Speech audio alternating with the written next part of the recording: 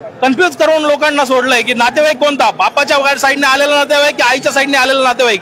कारण आजकाल बघितलं जातंय की कोणीही कोणाचं नातं करतंय, लग्न कोणामध्ये अरेंज मॅरेज होतं, अक्षरशः लग्न कोणाचे होतात, म्हणून एक कन्फ्यूज वातावरण निर्माण केलेलं आहे. आणि जर हे असंच राहिलं, शांत पद्धतीने ओबीसी ऐकून घेत राहिला, तर याला कुणबी मराठामध्ये कन्वर्ट व्हायला वेळ लागणार नाही. कालच्या तथाकथित मराठा मंडळी, आज हा तथाकथित असंस्कृत असभ्य माणूस मुंबईमध्ये आरक्षणाला बसल्यानंतर त्या ठिकाणी खऱ्या अर्थाने त्या ठिकाणी आम्हाला लक्षात आलं, छत्रपती शिवाजी महाराज ह्या महाराष्ट्राचे आराध्य दैवत आहेत. त्यांचा पुतळा, त्यांचा फोटो लावण्याचं काम झालं. अरे परंतु ज्या घटनेच्या, ज्या संविधानाच्या माध्यमातून जी भीक मागता आरक्षणाची, त्या आंबेडकर, डॉक्टर बाबासाहेब आंबेडकरांचा साधा फोटो आणि तिथं मूर्ती ठेवण्याचं धाडस सुद्धा तुम्ही केलेलं दिसत नाही. आता कमी शिकलेला आहे, शेवट त्यांनी नगरी माणसं तिकडची, त्यांनी त्याच्या भाषेत बोलला, परंतु त्यांनी जी भाषा वापरलेली आहे ढोंगण गाण, तर या ठिकाणी युवक वर्ग फार पेटलेला आहे. त्यांनी आपली माफी मागावी समाजाची आणि त्या पद्धतीने स्टोरी.कॉमच्या या व्हिडिओमध्ये तुमच्या सगळ्यांचं स्वागत. मी सध्या बारामतीमध्ये आहे आणि बारामतीमध्ये संपूर्ण ओबीसी समाज हैदराबाद गॅझेट लागू संदर्भात विरोध करत आहे आणि त्यासाठी रस्त्यावर उतरलेला आपल्याला पाहायला मिळत आहे. माझ्यासोबत काही मंडळी आहेत. तुमचं नाव काय? समीर मार्कड आहे, मी इंदापूर पुणे जिल्ह्यातीलच आहे. आणि आमच्या ओबीसींच्या भावना ह्या तीव्र आहेत. आमच्या ओबीसींवरती जो अन्याय करण्याचा प्रयत्न हा जरांगे नावाचा भावचळलेला माणूस करतोय, त्या विरोधात आमचा लढा आज प्रांत ऑफिस वरती जाणार आहे. आणि संपूर्ण महाराष्ट्रातून ओबीसी समाज इथे एकवटलेला आहे. आणि नक्कीच सरकारला GR मागे घेण्यासाठी आम्ही प्रांत ऑफिसला निवेदन देणार आहोत. त्याच पद्धतीने जरांगे नावाच्या ज्या पिलावळीने आम्हाला शिव्या दिलेल्या आहेत, आम्हाला सरकारच्या विरोधात भडकवण्याचं काम केलेलं आहे, त्या जरांगेला आम्ही धडा शिकवण्याचं आता या ठिकाणी काम करणार आहोत. आणि ओबीसींवरती जो अन्याय होतोय त्यासाठी आम्ही पूर्ण ताकदीने ओबीसी बांधव आमच्या ज्या काही मागण्या आहेत त्या या ठिकाणी मांडणार आहोत. तसेच जरांगेनं जे बेकायदेशीर संविधानाच्या विरोधात जाऊन मागण्या ज्या केल्या आणि सरकारने जरांगेला मुंबईच्या बाहेर पळवून लावण्याचं जे कारस्थान जरांगेच्या विरोधात सर्व ओबीसी बांधव एकवटला आणि सरकारने सुद्धा त्याला मुंबईच्या बाहेर हाकलून लावण्यासाठी त्याच्या या खुलचट मागण्या ज्या आहेत त्या मान्य केलेल्या आहेत. त्यामुळे हा लढा आम्ही यशस्वी ठरवण्यासाठी 100% आज प्रांत ऑफिसला जाऊन आवाहन करणार आहोत. आगामी काळात मुंबई सुद्धा आम्ही गाठू असं आहे. काय नेमकी तुमची मागणी काय? आजच्या मोर्चाची आमच्या मागण्या आहेत की धनगर समाजाला जरांगे ज्यावेळेस आरक्षणाला उपोषणासाठी मुंबईमध्ये बसले, त्यावेळेस धनगर समाजाला सरकारच्या विरोधात भडकवण्यासाठी शिवराळ भाषेमध्ये धनगरांच्या शिवीच्या पद्धतीने त्यांना ते धनगरांना बोलले आणि ते आमच्या मनामध्ये एक चीड निर्माण करण्याचा प्रयत्न केला. त्या विरोधात आम्ही आता ही मागणी घेऊन त्यांना अटक करावी असं आम्ही मागणी घेऊन चाललेलो आहे. तसंच ओबीसींच्या विरोधात जो जरांगेने खुलचटपणा करून जो GR काढायला लावला आणि सरकारनं तो काढला, त्या विरोधात आम्ही आज प्रांत ऑफिसला निवेदन देऊन सरकारला तो GR मागे घ्यावा यासाठी आम्ही मागणी करणार आहोत. तुम्ही कुठून आलाय? मी गेवराई, जिल्हा बीड या ठिकाणाहून या ओबीसी महामोर्चासाठी मी इथे आलेलो आहे. त्याचं मूळ कारण की काल परवाच आपण बघितलं की जरांगे जे उपोषण करत होते आणि उपोषण करताना त्यांना कोर्टाने मुदत की दिली होती की आता तुम्ही ग्राउंड खाली करा, मुंबईच्या बाहेर पडा. कारण त्यांचे विविध ठिकाणी कार्यकर्ते जाऊन जे आपण बघितले ट्रेनमध्ये कुठेतरी लोकलमध्ये लटकत होते, कुठेतरी रस्त्यावरच आंघोळ करत होते आणि विविध प्रकारचे बेकायदेशीर कृत्य त्या ठिकाणी करत होते. तर त्याच्या विरोधात जेव्हा कोर्टाकडनं आदेश आला आणि त्याच्यानंतर सरकारने दबावाखाली येऊन एक GR काढला, त्या GR मध्ये जो एकनाथ शिंदेनी 2024 किंवा 23च्या दरम्यान मध्ये एक GR काढला होता सगळ्या सोयरेच्या बाबतीमध्ये, तशाच पद्धतीचा GR ज्याच्यामध्ये सगळ्या सोयरे शब्द न टाकता नातेवाईक, मग ते नातेवाईक यामध्ये क्लॅरिफाय केला नाही की नातेवाईक आईच्या बाजूच्या असतील की वडिलांच्या बाजूच्या असतील की कोणत्या बाजूच्या असतील. म्हणून आमची ओबीसीची एक भावना झाली आहे की कुसुमाग्रजांची एक कविता होती की भिंत खचली, चूल विजली, होते नव्हते गेले. 58-59 लाख ऑलरेडी नोंदी सापडून त्यांनी कशा पद्धतीने खाडाखोड करून खोट्या नोंदी मधून मराठा समाज कुणबीमध्ये घुसवलेला आहे. म्हणून आम्हाला असं वाटतं की ती भिंत खचली होती. काल तो GR निघाला त्यांनी चूल विजली आणि ओबीसीचं जे आरक्षण आहे ते होतं नव्हतं संपुष्टात आलेलं आहे. म्हणून आम्हाला आमची आता अवस्था आहे की आधाराशी आम्हाला कुणाच्या जगावयाचे नाही, आधाराशी आता आम्हाला जगावयाचे नाही आणि मावळताना लखलखण्याचा आमचा विचार बाकी आहे आणि मनात ऊर्जा आमच्या अजून चिकार बाकी आहे. म्हणून तुम्ही बघू शकता की हा विराट मोर्चा या ठिकाणी ओबीसीचा निघालेला आहे. त्यामुळे आमची प्रामुख्याने एकच मागणी की काल निघालेला GR हा तर रद्द करावाच. त्याच्यामध्ये विशेषतः पहिल्या दिवशी निघालेल्या GR मध्ये पात्र मराठा समाजाला पात्र हा शब्द होता आणि दुसऱ्या दिवशी त्यांनी त्या GR मधनं पात्र शब्द हा नाहीसा केलेला आहे. म्हणजे सरकार पूर्णपणे दबावाला बळी गेलेलं आहे. सरकार झुंडशाही पुढे नमलेलं आहे. या देशामध्ये लोकशाही आहे की नाही यावर प्रश्नचिन्ह निर्माण झालेला आहे. कालच आपण बघितलं बाळासाहेब आंबेडकरांनी तो GR बघितला आणि सांगितलं की हे खूप दिवस टिकू शकणार नाही. पण आपण बघितलं की या अशाच पद्धतीच्या गोष्टी ज्यावेळेस 58 लाख नोंदी यांनी सापडवल्या शोधल्या. कारण जर बघायला गेलं तर 14 ते 15 मुख्यमंत्री हे मराठा समाजाचे होऊन गेलेत. मग त्या काळात ह्या नोंदी कुठे गेल्या होत्या? याचं कारण हे आहे की या मधल्या काळामध्ये प्रशासनावर तहसीलदार असेल, कलेक्टर असेल, स्थानिक स्वराज्य संस्थेमधले छोट्या मोठ्या नोंदी ज्या असतील ज्या तुमच्या आपण शेतीच्या बघतो त्याच्यामध्ये कुठेतरी अफरातफर करण्यात आलेली आहे आणि त्याच्यामुळे ह्या नोंदी सापडल्या गेल्या आहेत. त्यावेळेस पण अशाच पद्धतीने सांगितलं होतं की ओबीसीच्या आरक्षणाला धक्का लागणार नाही. मग 58 लाख ज्यावेळेस नोंदी निघतात त्यावेळेस 58 लाखाचे नातेवाईक, 58 लाखाचे त्यांच्या फॅमिली ट्री मध्ये येणारे सर्व माणसं आणि मग ओबीसीचं आरक्षण उरलंय कुठं? अक्षरशः EWS जे काय म्हणतो आपण कट ऑफ असतो तो ओबीसीच्या सुद्धा खाली गेलेला आपल्याला पाहायला मिळतो. त्यामुळे आमची प्रामुख्याने एकच मागणी या ठिकाणी आहे की काल निघालेला GR रद्द करावा. 58 लाख ज्या नोंदी ओबीसीच्या कुणबींच्या नोंदी त्यांनी सापडवलेल्या आहेत त्या नोंदी त्याची पूर्ण व्यवस्थित चौकशी व्हावी की एवढ्या दिवस 70 वर्षे ह्या नोंदी यांना सापडल्या नाही आणि आता देवेंद्र फडणवीस कुठेतरी नॉन मराठा मुख्यमंत्री या राज्यावर बसलेला आहे. तर त्यावेळेस कुठेतरी यांना जाग येते त्याला खाली खेचण्यासाठी तो घाबरून या सगळ्या गोष्टीला बळ देतोय की काय अशी परिस्थिती आमच्या मनामध्ये निर्माण झाली.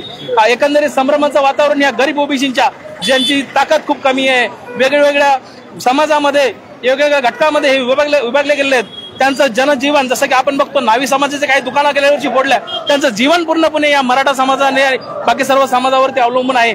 अशा लोकांच्या एकंदरीत काल 2 दिवसानंतर GRच्या नंतर कालपासून एक अशी संभ्रमाची परिस्थिती निर्माण झाली आहे की याच्यातून काहीच भेटलेलं नाही मराठा समाजाला. काय 100% तशीच परिस्थिती आहे की भेटलं नाहीये. पण हे कन्फ्युजन क्रिएट करून काय म्हणतात ना, if you can't convince them then confuse them. तुम्ही कन्फ्युज करून लोकांना सोडलंय की नातेवाईक कोणता, बापाच्या साईडने आलेला नातेवाईक की आईच्या साईडने आलेला नातेवाईक.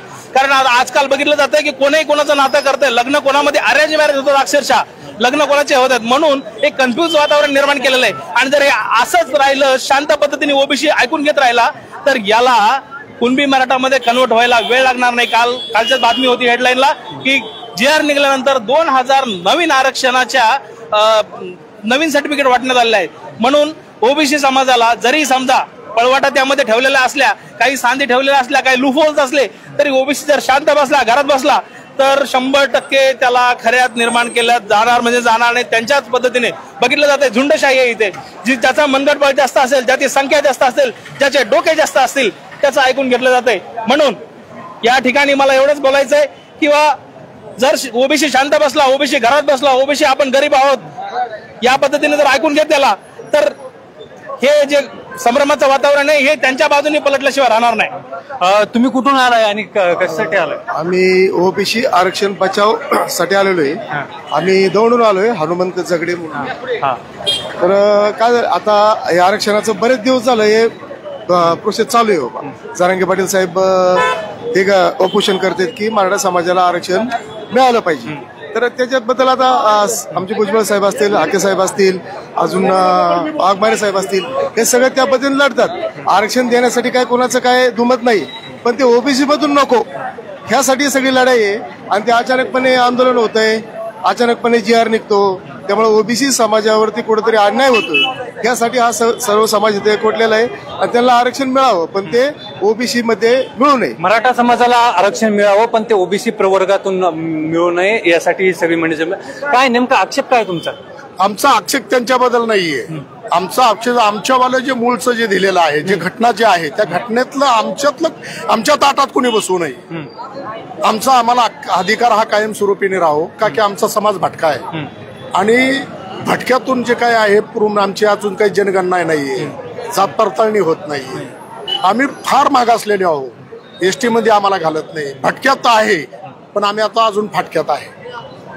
आम्हाला अजून ते मिळतच नाही. आमचा अधिकार आम्हाला कुणीही छिनून घेऊ नये. आम्हाला रोजीरोटी आमचा अधिकार कुणीही छिनून घेऊ नये अशा प्रकारची मागणी आहे. त्यांना मिळलं त्याबद्दल आम्हाला दुःख नाही. एकंदरीत आजच्या सगळ्या इथल्या रॅलीची आणि इथल्या सभेचं कसं नियोजन आहे? परवा महाराष्ट्रामध्ये आपण पाहिलं एका असभ्य, असंस्कृत, अशिक्षित, अभद्र माणसाच्या नेतृत्वाखाली जे महाराष्ट्रात आंदोलन झालं, मुंबईमध्ये आंदोलन झालं आणि एका चुकीच्या पद्धतीनं मागणी करून त्यांना एक GR देण्याचा प्रयत्न केला. महाराष्ट्र सरकारनं त्यांना GR लागू केला, GR दिला, परंतु त्यामुळे त्याचा परिणाम इतका भयंकर झालेला आहे. संपूर्ण महाराष्ट्रातला ओबीसी समाज असुरक्षित झालेला आहे.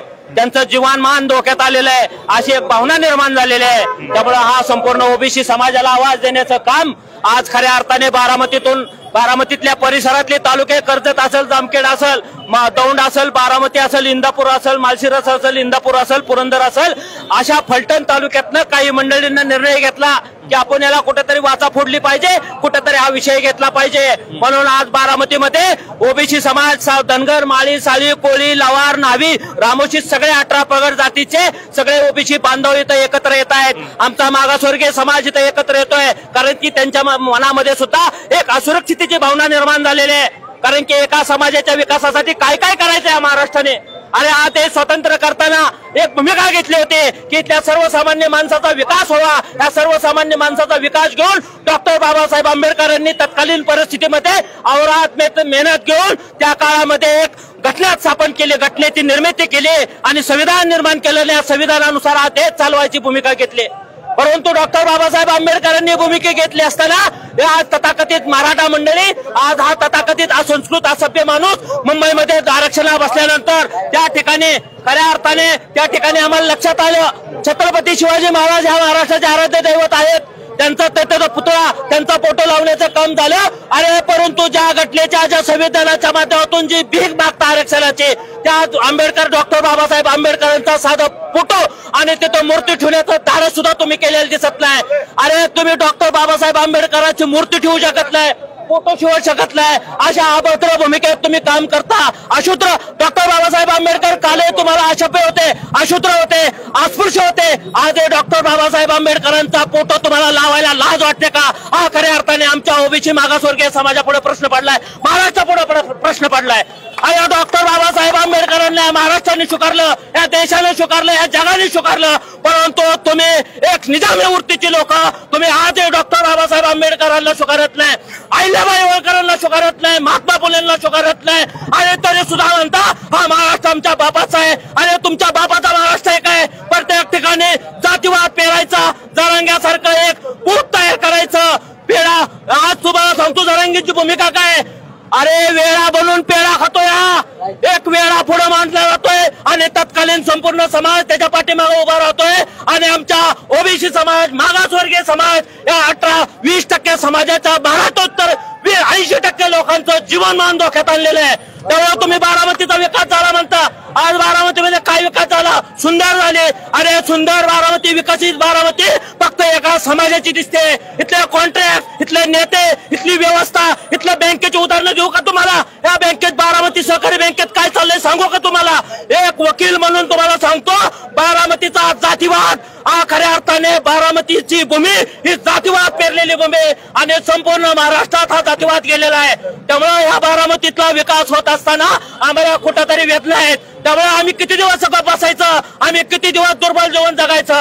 त्यामुळे आमच्या ओबीसी समाजानं, मागासवर्गीय समाजानं निर्णय घेतलाय की आज आमच्या इथं नाना पाटील उपस्थित आहेत, संपूर्ण नेते मंडळी उपस्थित आहेत, आमचा 18 पगड जातीतला नेते मंडळी उपस्थित आहेत. हे याला जाब विचारणार आहेत. आज आमचा माणूस जेडपीच्या पुढे वाचलाय. पंचायत समितीच्या पुढे जात नाही, आमदारकी मागितल्या तरी आमदारक्या मिळत नाहीत. आता तुम्हाला ह्यांचं म्हणणं काय की आम्हाला सरपंच पण तुमचा माणूस नकोय, जिल्हा परिषद पण तुमचा माणूस नकोय, तुमचा माणूस आम्हाला कुठं दिसला नाही पाहिजे, तुमचा माणूस फक्त आमच्या माग कराड्यात फक्त माग हिंडला पाहिजे, अशा पद्धतीची भूमिका आज झालेली आहे. त्यामुळे त्याला आव्हान या बारामतीतून दिलं जाणार आहे, त्याला उत्तर बारामतीतून दिलं जाणार आहे. त्यामुळे येणाऱ्या काळामध्ये हे अराजक तकडे महाराष्ट्र निघालेलं आहे आणि पाकिस्तान, अफगाणिस्तान, बांगलादेश सारखी परिस्थिती तुम्हाला महाराष्ट्रात. माझ्यासोबत इथं नाना आहेत, आपण नानाला विचारू की नाना नाही, मला एक मिनिट सांगा की नेमके ही जे ओबीसीचे मोर्चा आहे तो बारामतीतूनच का सुरुवात होते? असं काय नाही, बारामतीतच तुमचा असं काहीतरी चुकीचा मेसेज पाठवू नका. आता निर्यात चालू आहे पूर्ण महाराष्ट्रभर, जे ते आपापल्या पद्धतीने समाजाचं प्रत्येकाला अभिमान असावं. आणि एखाद्या, आम्ही काय म्हणतोय, एखादे जे तुम्ही निदान म्हणजे लक्षात घ्या, मराठा समाज सर्व काही श्रीमंत नाही, तुम्ही त्याच्या परिस्थितीनुसार ज्या त्या ओबीसी जिथं दाखले मिळतात त्यांना द्या म्हटले, त्यात आमची चूक नाही. जरांगेंनी ऐका ना अत्यंत मोठ्या प्रमाणात मोर्चा काढला, मोर्चा काढताना बारामतीकरांनी त्यांना साथ दिली, सगळेजण गेले. जरांगेंनी अत्यंत योग्य ऐकून घ्या भूमिका की बजावली, परंतु जरांगेंनी बोलताना त्यांनी इथे येऊन ज्या वेळेस देवेंद्र फडणवीस आमचं 14 साली 2014ला धनगर समाजाची लाट निर्माण झाली की जे संविधानात बाबासाहेब आंबेडकरांनी आरक्षणाचा प्रश्न उपस्थित केला, म्हणजे लिहिलेला आहे, नोंद केलेला आहे, त्याची अंमलबजावणी आजपर्यंत झाली नाही. या आरक्षणासाठी त्यावेळेस आम्ही उपोषण बसले, काय उपोषण करते समाजातले बांधव बसले अत्यंत चांगल्या पद्धतीने. त्यावेळेस याच वास्तूमध्ये याच ठिकाणी पुढे फार मोठ्या प्रमाणात आमच्या जवळजवळ 2 ते 4 लाख आता मोठ्या संख्येने समाज बांधव एकत्र झाला. परंतु त्यावेळेस देवेंद्र फडणवीस इथे आले, उपोषणकर्त्याचं उपोषण सोडलं आणि म्हणले मी पहिले आमचं सरकार निवडून द्या, ठीक आहे, तुम्ही बारामतीत येऊन गव्हर्नमेंट आमचं आल्यानंतर पहिल्या कॅबिनेटला मी तुमचं जसंच्या तसं आरक्षण अंमलबजावणी करतो असा शब्द दिला. आणि त्याबाबत बोलताना जरांगेंनी बोलले की धनगर समाजाला फसवलेला आहे, फक्त त्यांची बोलण्याची जी भाषा होती, त्यांचं बोलण्याची जी स्टोन होती किंवा वाक्य रचना, ढोंगण गांड हे म्हणले, काट्या घालणं हे चुकीचं आहे. फक्त त्यांच्या भावना बरोबर होत्या, परंतु तो आता कमी शिकलेला आहे. शेवट त्यांनी नगरी माणसं तिकडची, त्यांनी त्याच्या भाषेत बोलला, परंतु त्यांनी जी भाषा वापरलेली आहे ढोंगण गांड, तर या ठिकाणी युवक वर्ग फार पेटलेला आहे. त्यांनी आपली माफी मागावी समाजाची आणि त्या पद्धतीने मी तुमच्या बरोबर आहे असं सांगायचं, परंतु सांगताना जी भूमिका, जे शब्द रचना करायला पाहिजे ती केली नाही. म्हणून खऱ्या अर्थाने हा समाज अत्यंत खवळून उठलेला आहे. काही ठिकाणी शिरूरला मराठा समाजाने आनंद उत्सव साजरा केला, साहजिक आहे. आम्ही सांगितलं ना, जे बाबा गरजू आहेत त्यांना, जे गरीब आहेत, दारिद्र्य रेषेत आहेत त्यांना ते आरक्षण मिळालं पाहिजे. परंतु आता आमच्या वकिलांनी जे बोलले ते वस्तुस्थिती खरं आहे की ज्या ठिकाणी ग्रामपंचायतचा आता ओबीसीचे सरपंच आहेत, त्या ठिकाणी आता तुमचे ओबीसीचे दाखले घेऊन आमच्या ओबीसी बांधवावर अन्याय होत चाललेला आहे. उद्या ओबीसी झेडपीचा सदस्याचा असू द्या, ओबीसीचा अध्यक्षाचं आरक्षण असू द्या, या पद्धतीने आम्ही अजूनपर्यंत वास्तविक पाहता बाबासाहेबांनी जी घटनेत लिहिलेली तरतूद केलेली त्याची तुम्ही अंमलबजावणी करत नाही आणि ह्या नाही त्या गोष्टी करता. आणि बारामती एक असं क्षेत्र आहे की म्हणजे मोठ्या साहेब असतील, पवार साहेब, दादा असतील, अत्यंत कामसू माणसं आहेत आणि त्या महाराष्ट्र चालवणारी माणसं आहेत. त्यामुळं काही लोकांचंच नाही, बऱ्याच लोकांच्या बारामतीत जे पिकतं ते महाराष्ट्रभर विकल्या जातं असं म्हणतात. त्यामुळं बारामती क्षेत्र तीर्थक्षेत्र जसं पंढरपूर आहे तसं आता ते घडवणाऱ्या गोष्टी आहेत, अशा पद्धतीने सगळ्यांच्या भावना आहेत आणि त्याच्यामुळे बारामतीतून मोर्चा सुरू होतो. असं काय विषय वाईट नाही की पवार फॅमिलीवर काय आमचा रोष आहे किंवा कोणाचा नाही, आम्हालाही त्यांनी घडवलं. परंतु घडवत असताना ज्या गोष्टी राहिल्यात आमच्या एससी आरक्षणाची अंमलबजावणी, ते तातडीत त्यांनी प्रश्न हाती घेऊन त्याबाबत लढा दिला पाहिजे. आज पवार साहेब 4 वेळा मुख्यमंत्री होते, दादा जवळजवळ 6 वेळा उपमुख्यमंत्री आहेत, बाकीचे सर्व नेते आज आमच्या वहिनी खासदार आहेत, त्यांनी केंद्रात, सुप्रियाताई, या लोकांनी केंद्रात आमच्या समाजाची जे घटनेत तरतूद केलेली त्याची अंमलबजावणी करण्यासाठी लढलं पाहिजे. यासाठी या समाजाचे बारामतीतूनच बैठका चालू होत्या. बाकी तुम्ही असं त्याचं विपरीत करू नका. ठीक आहे. यासोबतच इथं काही तरुण आहेत की आज तुमची काय मागणी आहे एकंदरीत या मोर्चातून? नाही, मागणी अशी आहे. सर्वप्रथम मी advocate Sumesh Jayantrao Dongre, practising advocate high court, Mumbai उच्च न्यायालय. विषय असा आहे की कुठल्या तरी मॉबला हे करून तुम्ही आरक्षण देऊ नका. एक तुम्ही चांगली कमिटी स्थापन करा, त्याच्यामध्ये थिंक टँकर्स बसवा. आणि पहिली गोष्ट आहे ना, तुम्हाला जे आरक्षण द्यायचं आहे तर आधी हजारो वर्षापासून ज्या लोकांनी अत्याचार आणि ज्या लोकांनी जी ही सहन केलेलं आहे त्यांच्या ताटातला घेऊ नका ना. तुम्ही त्याच्यावरती थिंक टँकर्स बसवा, चांगले रेप्युटेड रिटायर्ड जजेस बसवा. ते पण हायकोर्टच्या खालचे बसूच नका. बायस जजमेंट झालंच नाही पाहिजे. आणि त्या कमिटीचा एक अहवाल लिहून द्या, नाही का. त्याच्यामध्ये सेन्सस करा. तुम्ही सेन्सस असं करा की जे पण पॉप्युलेशन आहे की तुमचं म्हणणं आहे की आता ह्यांना आरक्षण पाहिजे ओबीसी मध्ये, तुम्ही सगळ्यांचं सेन्सस करा ना आणि त्याचा अहवाल लिहून द्या. असं कुठल्या तरी मॉब आणि कुठल्या तरी ह्याच्या बळी पडून तुम्ही आहे ना आरक्षण नाही देऊ. ह्याच्यानी काय होतं, तुमची क्रेडिबिलिटी कमी आहे. सरकार म्हणून तुम्ही दबावाखाली येत आहे. असं कुठं सरकार असतं का? म्हणजे एकाकडं मॉब आहे तर त्यामुळे तुम्ही दबाखाली येणार का? तुम्ही वकील आहात, नेमका काय आक्षेप आहे कालच्या GR मध्ये? आक्षेप असा आहे, टोटल बायस GR आहे हा, एकदम बायस्ड. आमचा ओबीसी आणि मागासवर्गीय समाज, नुसतं ओबीसी नाही, जितका हा आपला बहुजन 18 पगड जाती बालावर्गीय सगळ्यांवरती हा मोठा अन्याय आहे. आणि सरकारने ह्याच्यावरती कमिटीच बसवली पाहिजे. असं कुणाचे दंड आणि कुणाच्या ह्याच्यावरती मुंबईला वेटी सांगता तुम्ही, पूर्ण महाराष्ट्राला वेटी सांगता. आज आमचे जे युवा मुलं आहेत यांचं काय बरं, यांचं नोकऱ्यांचं काय, यांचं रिझर्वेशनचं काय, ते तुम्ही बोलता का? आज आमचा समाज किती दारिद्र्यामध्ये ते बघता का तुम्ही? तुम्ही सेन्सस करा ना आधी. ओबीसी समाज तुम्हाला त्यांना घ्यायचंय ना, घ्या, चांगली गोष्ट आहे. पण त्यांचं सेन्सस करा आधी. तुम्ही अजून कास्ट वाईज सेन्सस केलं का? तुम्ही ते बिल मांडलंय का लोकसभेत? असं कुठं असतं का? आणि सरकार म्हणून हे पूर्ण यांची रणनीती फेल झालेली आहे हे. आणि ह्याच्याने काय होतंय, आमचे जे जातीमध्ये भांडणं लावायची कामं चालू आहेत आणि ह्याचा पण आमचा समाज हे यांना इलेक्शन मध्ये दाखवणार. आता ओबीसी समाजाची पुढची भूमिका काय असणार आहे? तुम्ही कायदेतज्ञ म्हणून तुम्ही काय 100% आमचे जितकेही सामाजिक नेते आहेत, नाही का, आमची बैठक होणार आहे. आम्ही सर्व त्या बैठकीत राहणार आहेत आणि याच्यानंतर आता आम्ही न्यायालयीन लढाई आम्ही करणार आहे. PIL फाईल करणार आहे आणि आम्ही सुप्रीम कोर्टात जाऊ याच्या विरुद्ध, नाही का. सुप्रीम कोर्टात जाऊ, कारण की हा टोटली असंविधानिक GR आहे, असंविधानिक नाही. महाराष्ट्र शासनानं जो GR काढलाय तो असंवैधानिक आहे. त्या संदर्भात जे तिथली ओबीसी समाजाची जी कायदेतज्ञ आहेत किंवा जे वकील मंडळ ते न्यायालयात जाणार आहेत, यासोबतच आणखी काही मंडळ. काय तुमचं नाव काय? माझं नाव प्राध्यापक भीमदेव बोरुंगले फलटण. आज या ठिकाणी बळाच्या जोरावर जे मुंबईला आंदोलन केलं गेलं आणि त्याच्यामध्ये ओबीसी मध्ये शिरण्याचा जो आटोकाट प्रयत्न चालू आहे, घुसखोरी अशा प्रकारची योग्य नाही.